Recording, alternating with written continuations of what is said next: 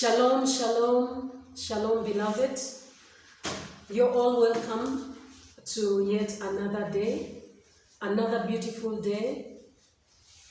As we continue to do the Women's Conference online, and the theme is Her Appointed Time Has Come. Women of God who are out there, this is your time to shine, this is your time to arise. This is Pastor Dalan Grace James. We minister in Numa International Church in Uganda, Plot 1, Yusuf Lule Road, Entebbe. We minister with my husband, Apostle James Joel. We are humbled to be of service in God's vineyard. We don't take it for granted. We thank the Lord for all that He's doing amidst us. I thank the Lord for all the ladies who are out there. I come with a message from the Almighty God. And Numa International Church, our prophetic word is taken from Philippians chapter 2, verses 10 to 11. At the name of Jesus, every knee shall bow in heaven, on earth, and under the earth, and every tongue shall confess that Jesus Christ is Lord, to the glory of God the Father. Numa International Church, our mission is taken from the book of Luke 4, verses 18. God has sent us to set the captives free and to preach good news to the poor, those who are poor in spirit. Our vision is taken from the book of Matthew 28, verses 18 and 19. Our core values are taken from the book of Galatians, chapter 5, verses 22 and 23. And beloved, we have other online ministries like Mount Zion Sanctuary, where we mentor servants of God. We are called for the fivefold ministry. We mentor men and women of God in their various offices, in different offices that they've been called in the fivefold. We have also a school, a school for servants of God, and you are welcome to study with us. It's called Prophetic Mentorship School. We also have many other projects under the ministry. There is the one for orphans, widows, and the needy. And this ministry is called Merciful Hands International. It is taken from the book of Matthew, chapter 5, verses 7, where the Lord says, "Blessed are the merciful, for they shall be shown mercy." We also have projects, different projects, youth projects, women's projects, men's projects. We also have a project for women, since the topic is about women. It's called Agape Women. You can check us out, and our website is www.agapewomen.co.org. You can check us out. You can also check us out on Facebook. You're welcome to join us. This project is for women and girls, empowering them in different skills, looking at the wounded girls, the school dropouts. There are many girls who go through a lot of traumas, abuse. We look at such girls, and also women who are struggling and need help in different areas of their lives, like empowering them in different skills to be able to to fulfill their purpose as called by the Lord Jesus Christ. So our theme is taken from the book of Psalms 102, verses 13, and that is the scripture we are standing in this season that the Lord has given us. It is a message that God has given us from the throne of mercy, from His throne. And we are going to be looking at this scripture specifically. It is your word, it is my word, it is a word for each and every woman out there. The Bible says and I will read from the scriptures in Psalms 102 verses 13. You will arise and have compassion on Zion, for it is time to be gracious to her, for the appointed time has come. Women of God, women who are out there who are listening to me all around the world, this is a Rhema word, and this is the word that the Lord has given to the women out there.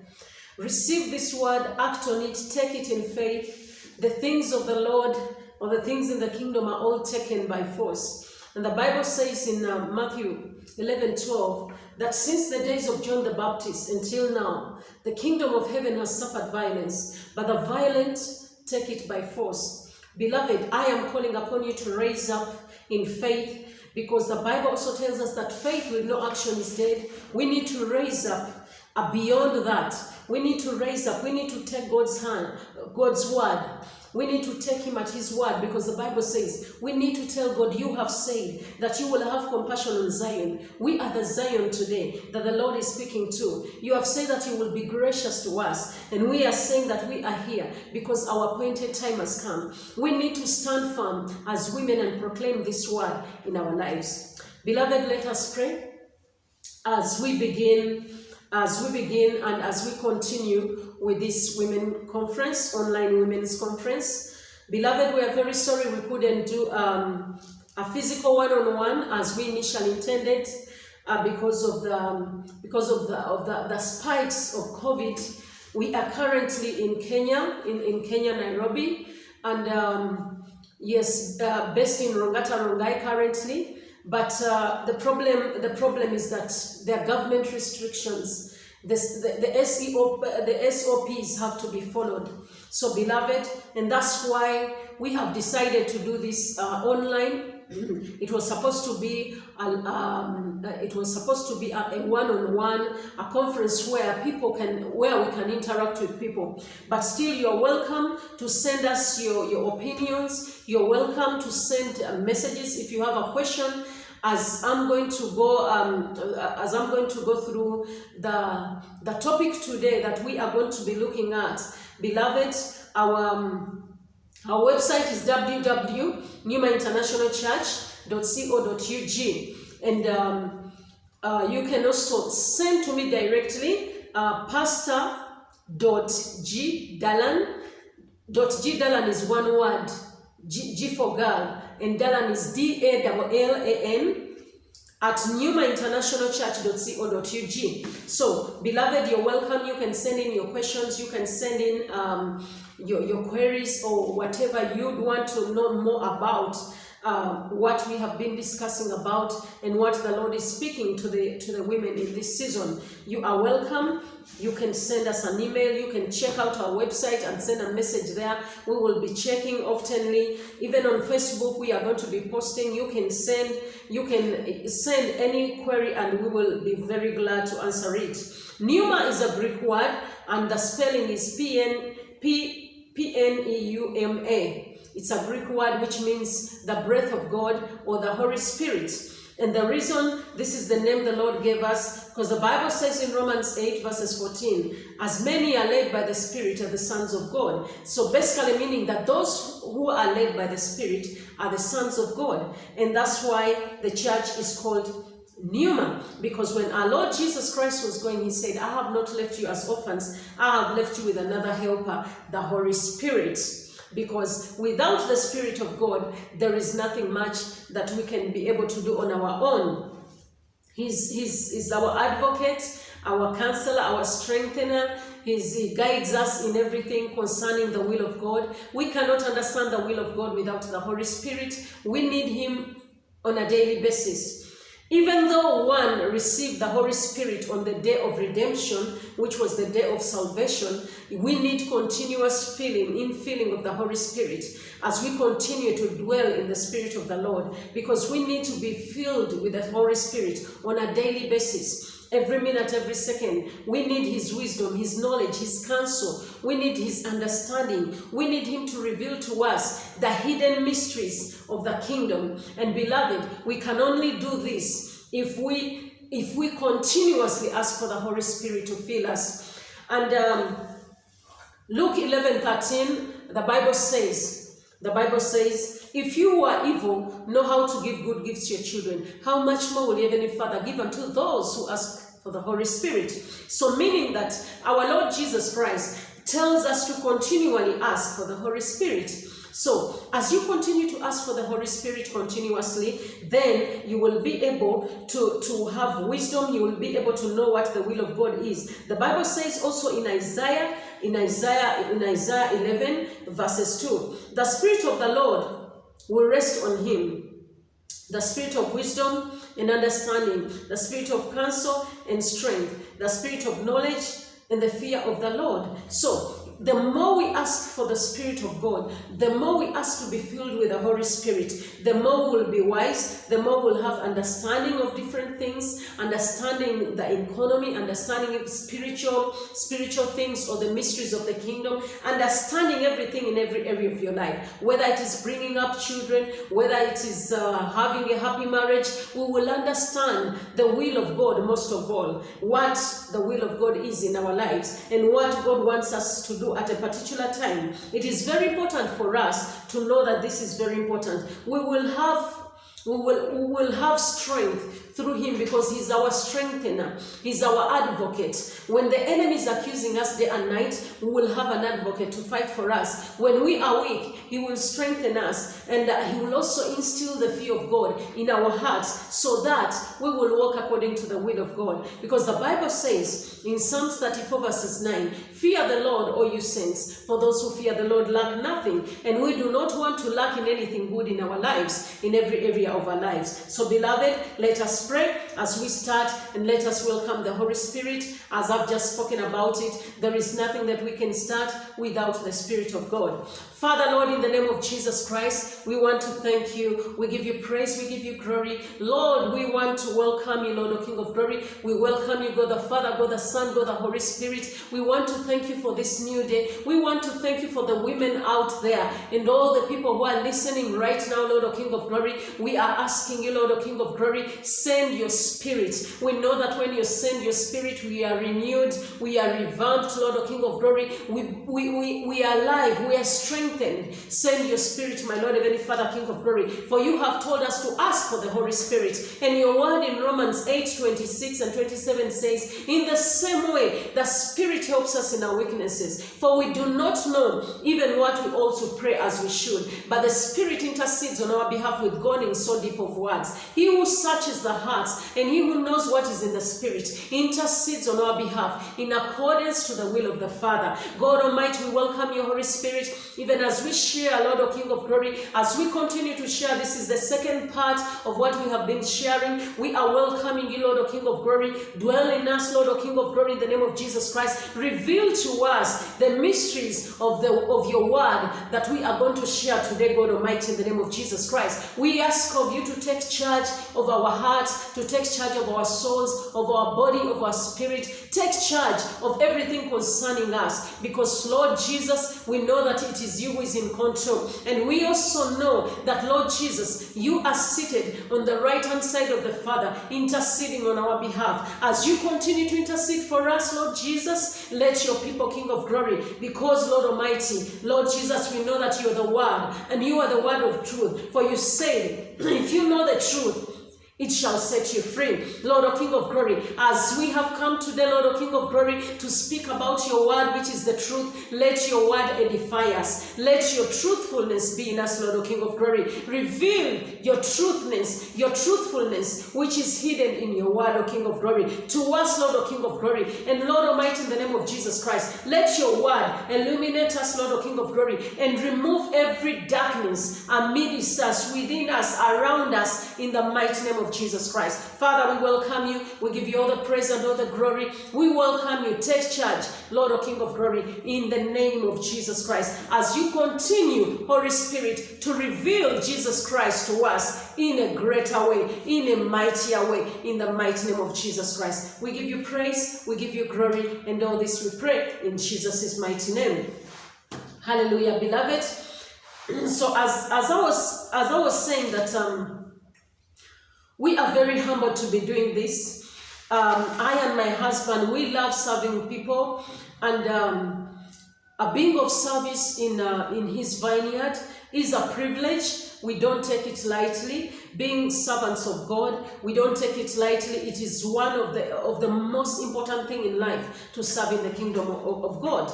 Today, we are going to look at, I want to believe that time will allow us to look at two different women, but we are going to start with Abigail. This woman is outstanding. She's one of the women that we are going to look at.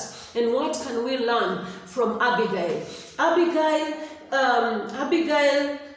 the Bible describes her as beautiful and as a woman who has wisdom, a woman of dignity and a woman of integrity. Abigail outstands many women today, and we can learn one or two things from Abigail. Abigail, when we go to the first book, when we go to the first Samuel chapter 25, that's where we read about this beautiful woman. Abigail was not only outwardly beautiful, Abigail was also inwardly beautiful, because the outer beauty is deceitful. The outer beauty wears out. The most important beauty of every woman out there is the beauty of the heart. And I believe, because God says we are all beautifully and wonderfully made. So it is not only Abigail who was beautiful, but I want to tell you, you too, you're beautiful. Look deep inside you. The beauty is not the outer appearance. The beauty of a woman is her inner person. When your inner person is beautiful, then you are very beautiful, because that is pleasing to God. Beauty in the eyes of God is not really the outer appearance. It is your heart. That's why the Bible says that he searches the hearts, because our heart is an altar of God, where he sits, where he dwells. And so we need to be very careful. So everyone is beautifully and wonderfully made. And do not allow anyone to tell you that you are not beautiful, because the Lord who created you, the Bible says, he created us in his own image, and his image is beautiful and supreme. Hallelujah. So we are going to be looking at this extraordinary woman in 1 Samuel chapter 25, and we will start from verses 3. We'll start from verses 3. Hallelujah. We'll start from verses, we can start from verses 3. Hallelujah. Now we see, as we read the story, because the whole chapter talks about Abigail, and we see that the Bible, when you read verses 3, it says, now the man's name. We'll start from verses 2 so that you can understand. Now there was a man in Moab whose business was incoming, and the man was very rich, and he had 3,000 sheep and 1,000 goats. It came about that while he was shearing his sheep in the coming. Now, verses 3. We are going to read verses 3. I'm using the Bible. We are in 1 Samuel 25, verses 3. Now the man's name was Nabal. Nabal was the husband of our friend that we are going to talk about, Abigail. Hallelujah. And his wife's name was Abigail.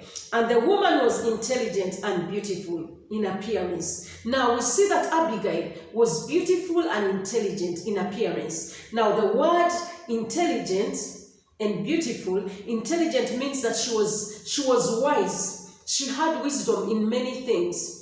Or in the way in the way she went about with her daily chores that she had to do. She was intelligent. But the man was harsh and evil in his dealings. Hallelujah. So we see that Nabal was an evil man. He was a mean man. He was harsh in his dealings. Now we see that this man, whatever, we see a woman who is completely different from the man. And I want to say this. This is the problem we have today. Most people get married. We don't know how it came about that Abigail got married to a man who is completely different from her. We don't know whether, the Bible does not state whether it was the will of God, but as we read the story, we will see that later on, because I believe that because of Nabal's foolishness, because of his meanness and being harsh and evil, God removed Abigail from him, and God gave Abigail to David as a wife. And we will continue to look at that. It is so amazing. We see Abigail is a woman of action. A woman of action. When those around her were in danger, she did not sit back in fear of the unknown. She raised up in faith because she knew that God was her strength. The Bible tells us in James 2 verses 26 that faith with no action or with no deeds is dead.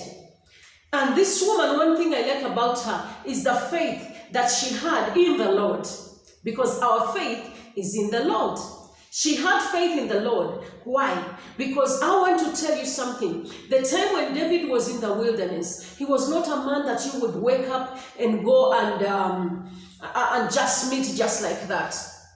It took a woman, it took courage, it took braveness to go and meet a man who was in the wilderness. The wilderness is that is the time when Saul was hunting for him. And he was in the wilderness. Remember, Saul was so scared about David. And remember, that is the time Saul was still seated in kingship, or in his seat as a king. But remember, the anointed one was David. And he knew it. And that's why King Saul wanted to kill David.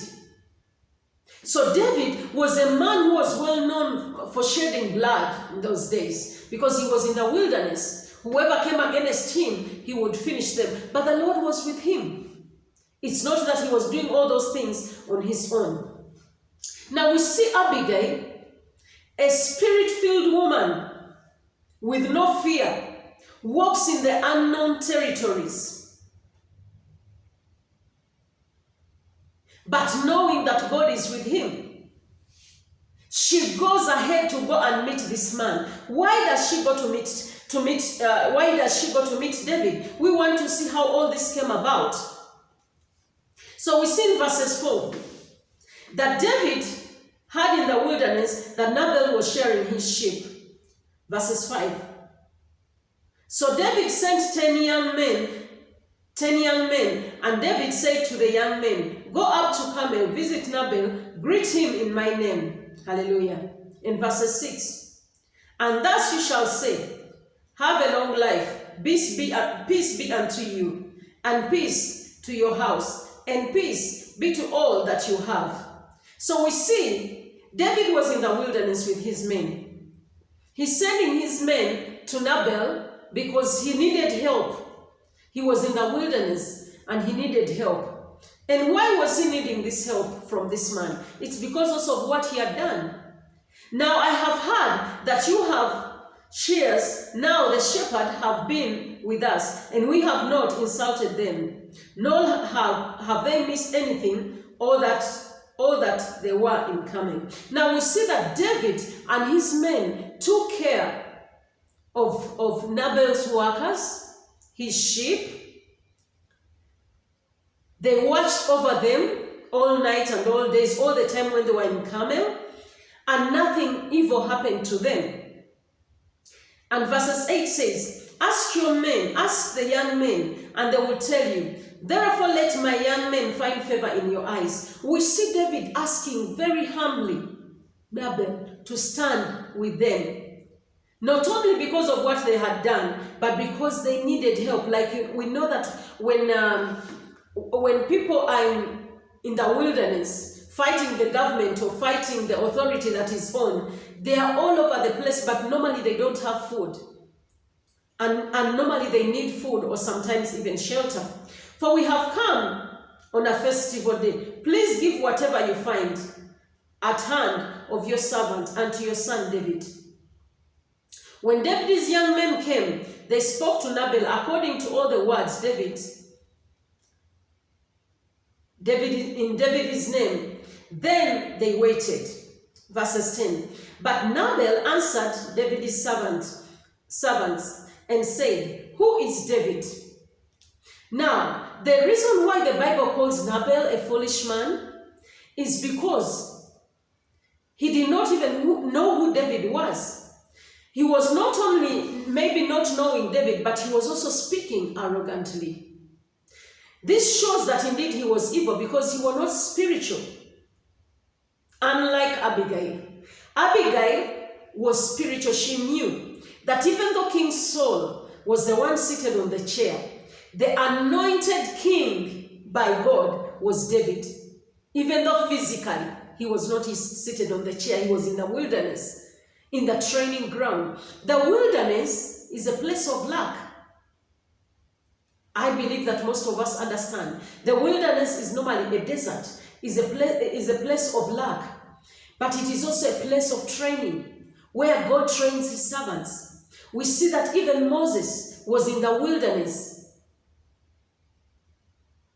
looking after sheep of his father-in-law for 40 years. He was in the wilderness. The wilderness, it is God who took him in that wilderness to train him for 40 years. When God wants to use a man or a woman, he will take them through that training. So David, the wilderness was training him on how he was going to rule as a king. Now, many times, or many incidents, we see that people don't want to go through the wilderness, but they forget that it is in the wilderness where you will learn many things. When we look at a man like David, even a long time ago when he was a young boy, the wilderness, when that time he was still tending to his father's sheep, we see that that is how he learned how to fight. The Bible tells us God is the one who trains our hands for war and our fingers for battle. God trains us in the wilderness so that we can become better people. But many people don't want the wilderness. If David had not been in the wilderness, he would not even have killed Goliath.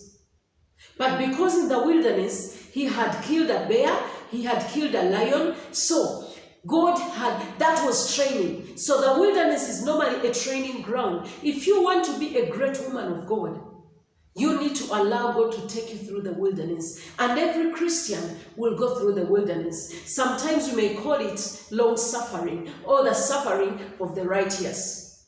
That is the season when a Christian is going through lack or scarcity. That is a time sometimes when we feel like God is far away from us, but it is a training ground. Now we see here in verses 10, we in 1 Samuel 25 verses 10, but Nabal answered David's servants and said, Who is David? And who is the son of Jesse? Meaning that he was so proud, and that is also arrogance. Because remember, this is the anointed of God we are speaking about. David is the anointed of God. There are many servants today who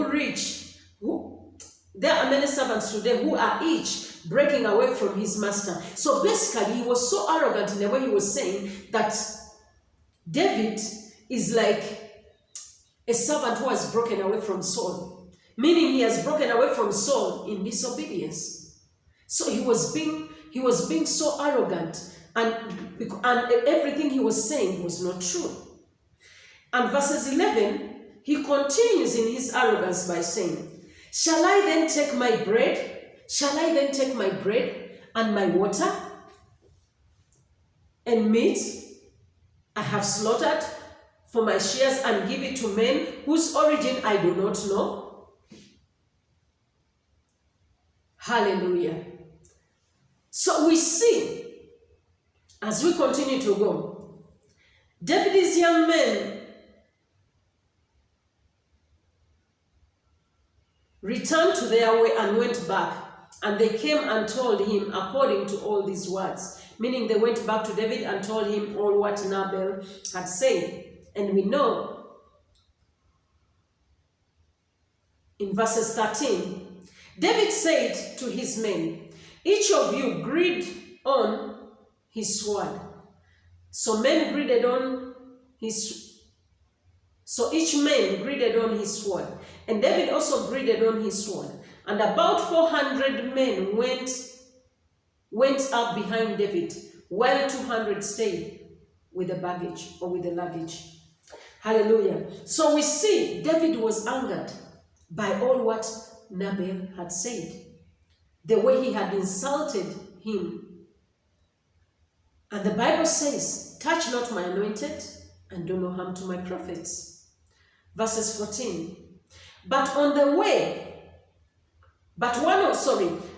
the young men told Abigail, Nabal's wife, saying, behold, David sent messengers from the wilderness to greet our master, and he scorned them. Now hear that. It is only a fool who will scorn the anointed of the Lord and the incoming authority.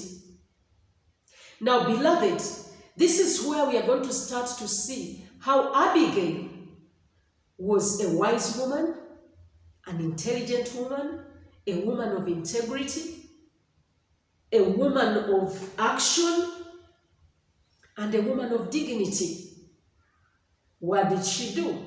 A good woman will always cover the marks of her husband,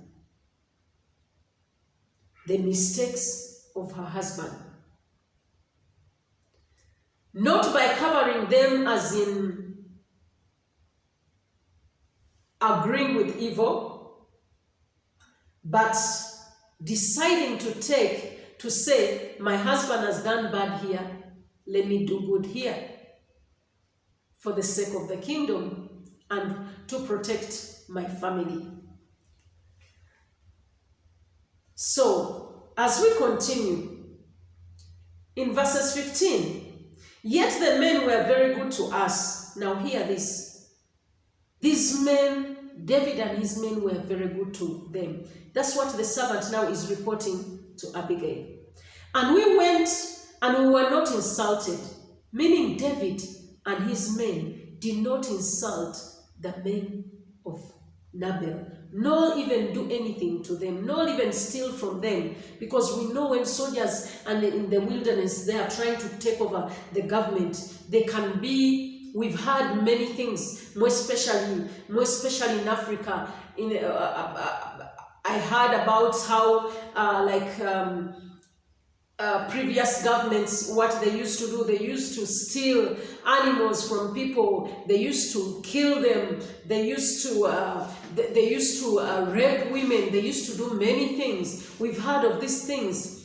Even in Uganda, when Kony was in the northern, what he did, cutting off people's ears, cutting their mouth, his men raping young girls, taking whoever he wanted for his wife. Now David and his men did not do such things to Nabal's servants, but rather they protected them from all harm. They watched over them. They did good to them. But the good that was done to them, the man Nabal, in his foolishness, in his evil ways, he insulted them. He returned the good they did for him, he returned evil for that good. And that is common with many human beings.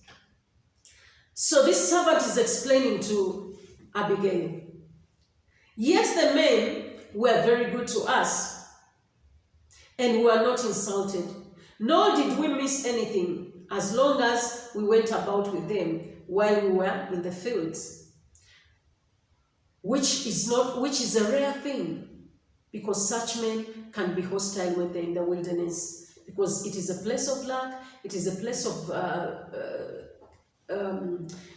it is a place where people are troubled, scarcity, there's a lot of scarcity in the wilderness. So if such men can be good to you, if you find them and they are good to you, surely they need to be rewarded for their goodness. Verse 16, they were a wall to us, both night and by the day.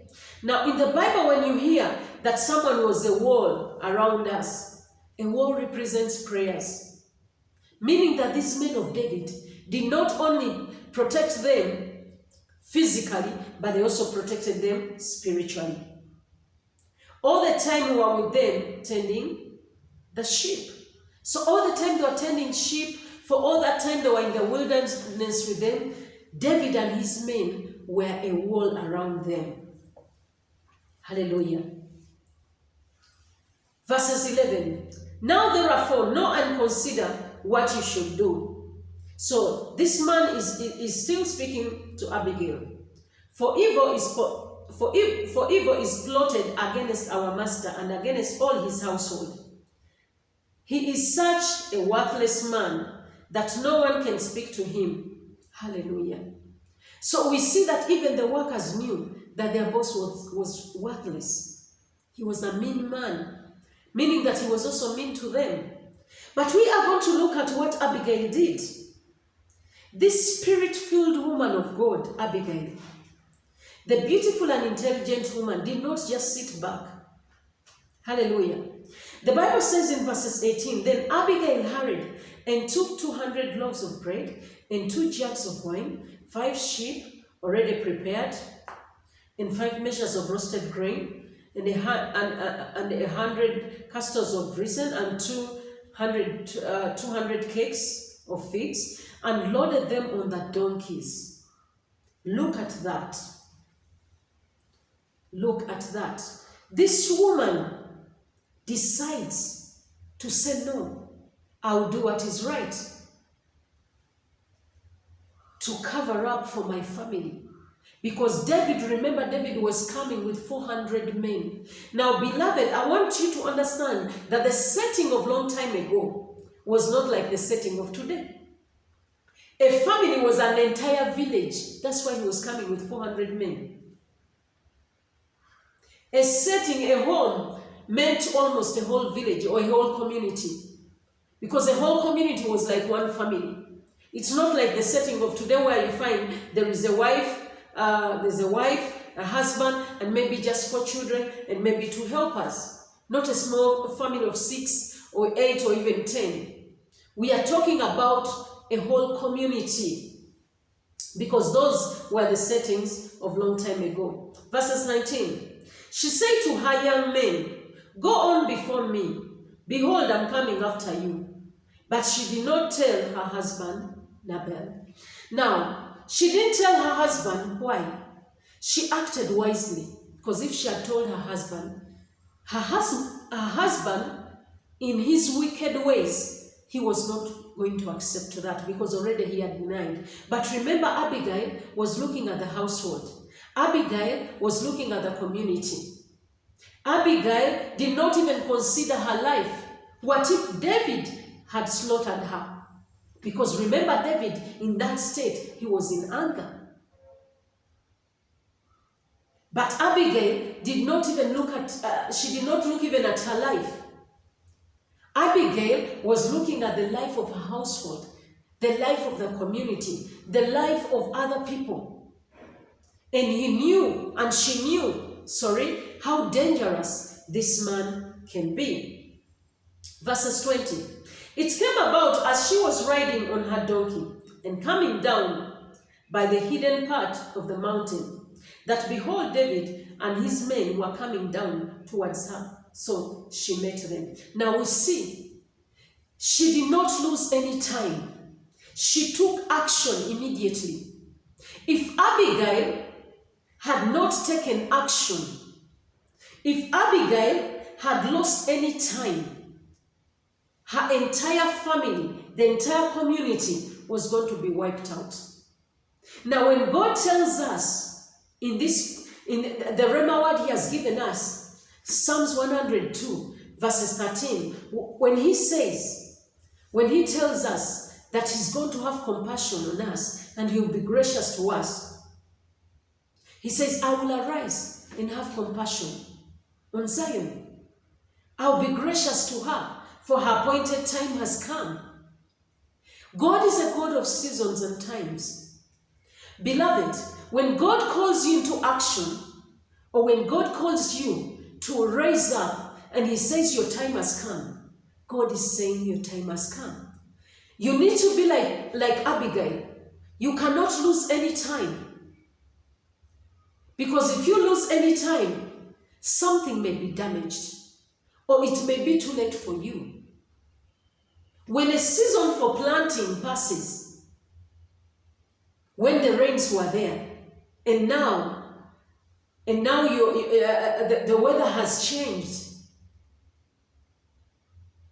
and the sun is hot, you cannot, and the ground is as hard as a rock, you can't suddenly raise up and go and start planting. The kingdom of heaven is all about seasons and times. If only we could understand our seasons and times, then there wouldn't be a lot of damage or a lot of calamities or problems in our lives. But many times we sit back in fear of the unknown, or maybe because of what we went through in the past. Beloved, we need to learn 1 or 2 things, or 5, from Abigail. If Abigail had lost any time, oh my God, today we wouldn't be reading about her. There are many chances and many opportunities you have lost in life because you held back. The time when God expected you to stand, you did not stand. The time when God expected you to move in faith, you did not move in faith. But today, God is calling you back. He's saying, come. I will have compassion on you. I'll be gracious to you. Your time has come. So, beloved, let us take this appointed time that the Lord has given us seriously. Hallelujah. Verses 21. Now David had said, surely in vain have I gathered all that this man has in the wilderness, so that nothing was missed of all that belonged to him, and he has returned me evil for good. Many times the people we do good for return evil to us, but we shouldn't be like them. We should be like Abigail, who chose to do good for the servant of God. Hallelujah. May God do so, verses 22. May God do so to the enemies of David, and more also, if by morning I live as much as one male of any who belong to him. Hallelujah. So we see this is Abigail. We see that the people, the enemies of David, this is what was going to happen to them. It is so sad how many of us miss out on our appointed time. Abigail was also bold. David wasn't a man anyone would meet at a time in the wilderness. He was a man of war. Shedding blood was known about him. Abigail was brave and courageous.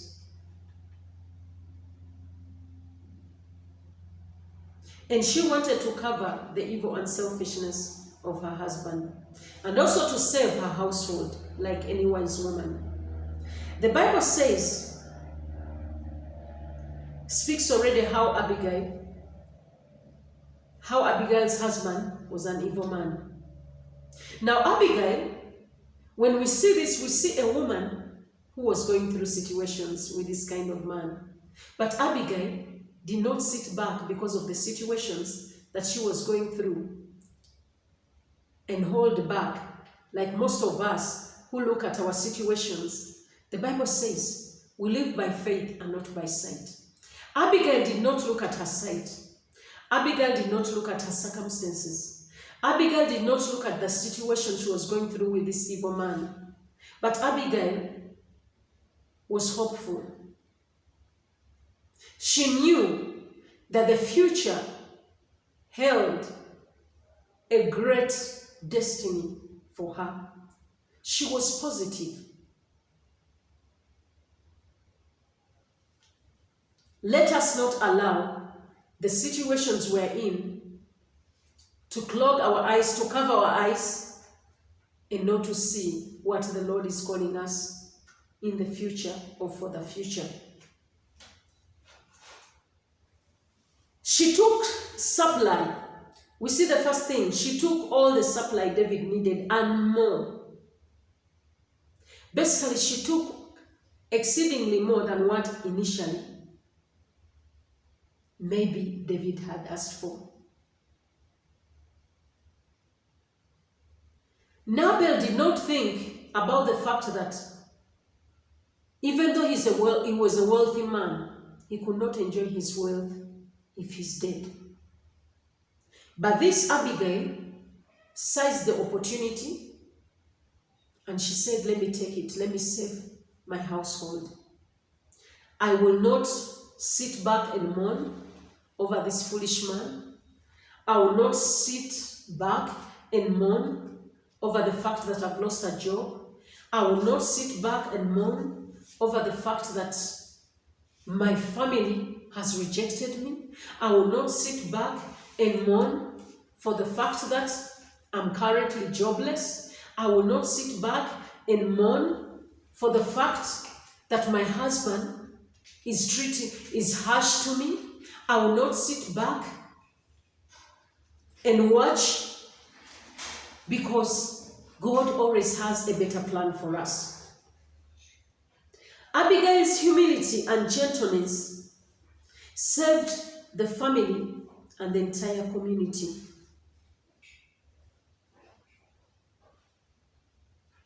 It is very important for us to understand, hallelujah, the humility is talked about also in verses 24. She fell at his feet and said, on me alone, my Lord, be the blame, and please let your maidservant speak to you, and listen to the words of your maidservant. She's calling herself, she's calling David my Lord. She's calling David my Lord. That shows humility. She bowed down. That is respect and showing honor. Meaning Abigail was a woman who is spiritual. She knew very well that even though Saul was physically seated in kingship, but she knew very, very well that David was the anointed of the Lord who was chosen to be king over Israel. And she continues to say in verses 25, as I read in the Bible here, please do not let my Lord pay attention to this worthless man, Nabal. For as his name is, so is he. Nabal is his name, and fall is with him, meaning evil is with him. But I am your maiden servant. Did not see the young man of my Lord who you sent.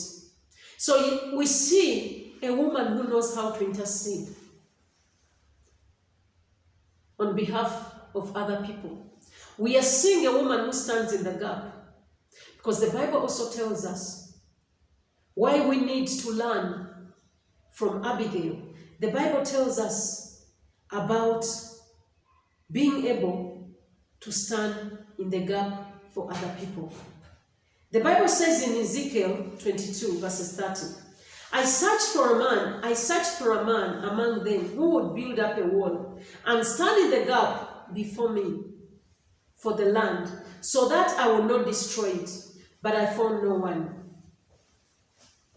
Verses 31, thus I have poured out my wrath on them. I have consumed them with the fire of my wrath.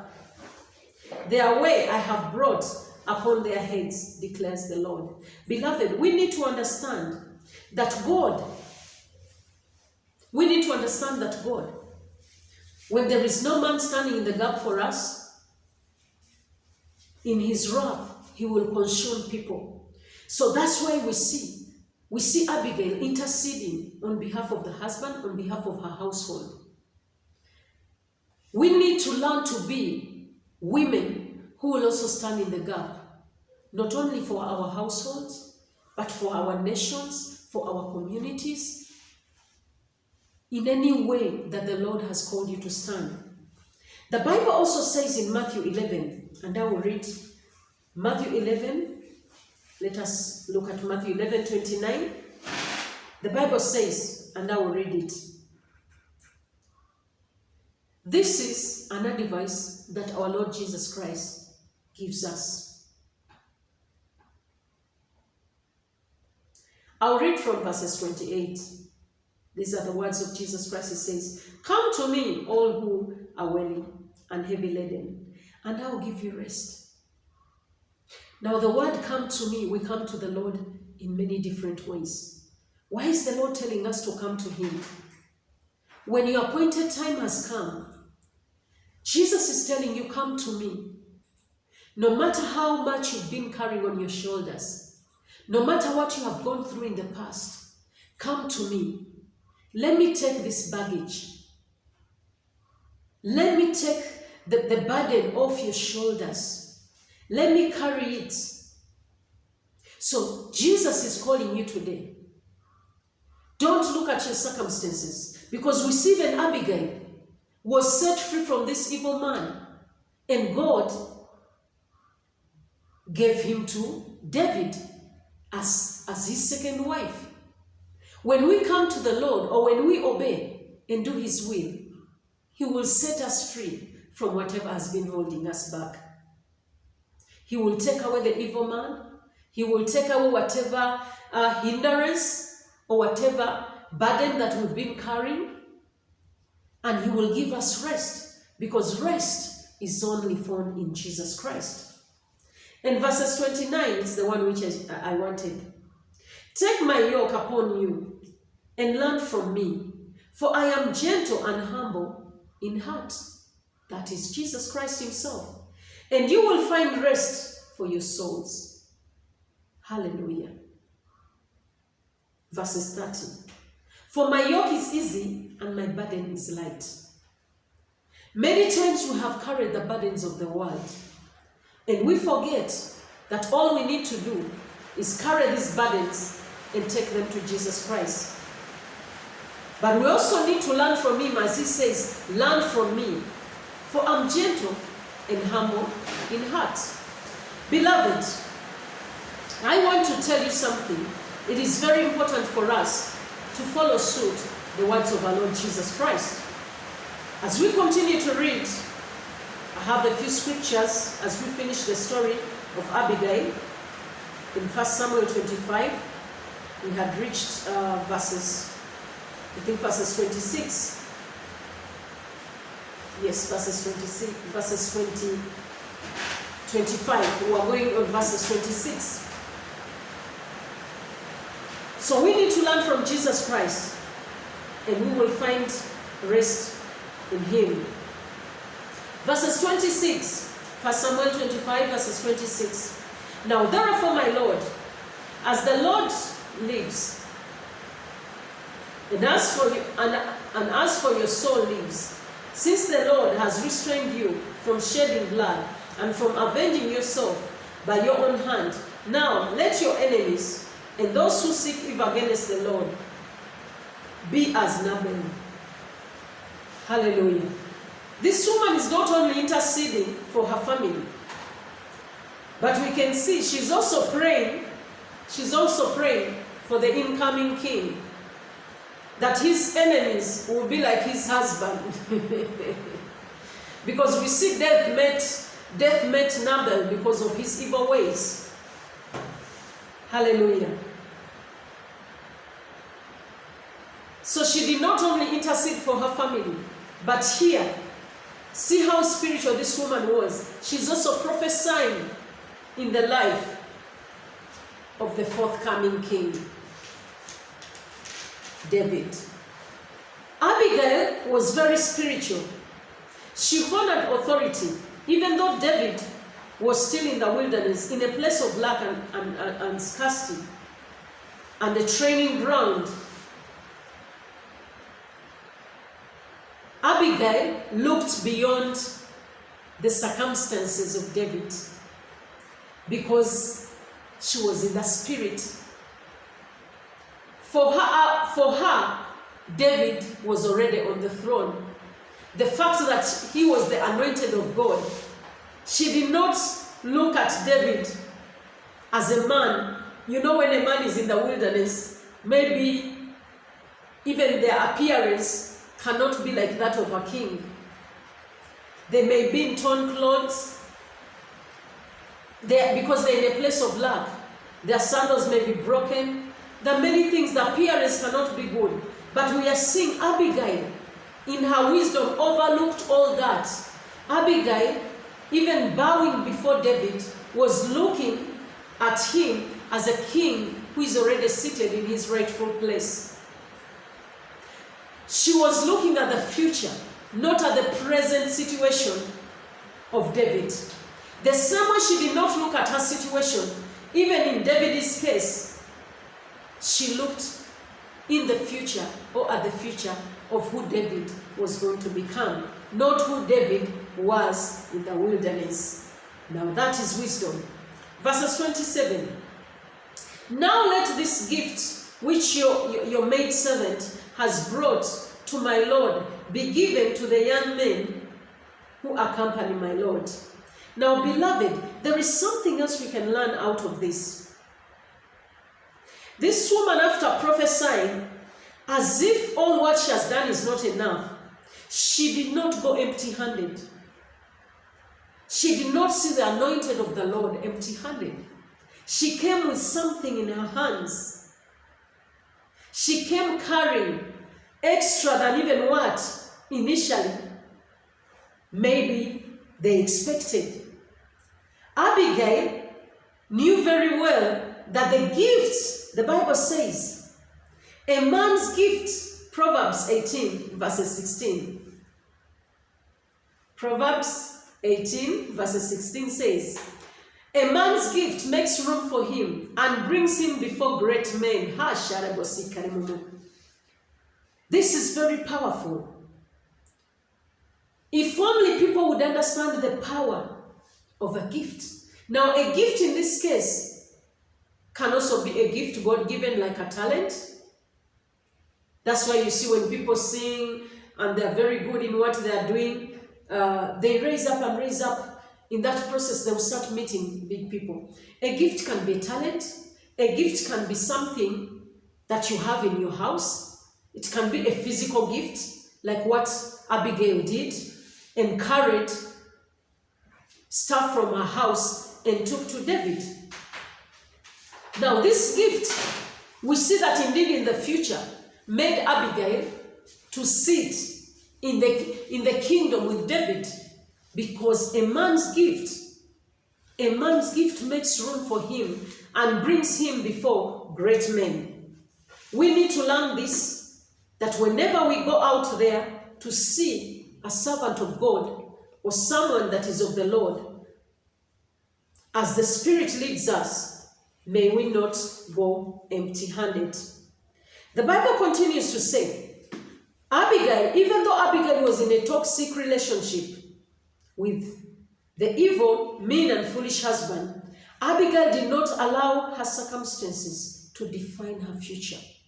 Many of us have allowed our circumstances to define our future.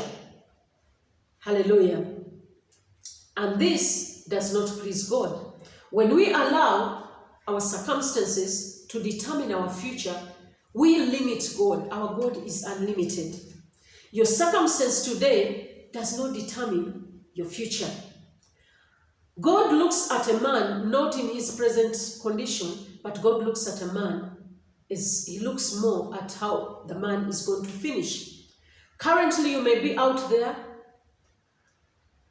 troubled by many things because you're looking all around you. You're not seeing anything moving on with your life. But I want to encourage you that God sees a mighty woman of Valor. God sees a mighty woman who is going to shake nations.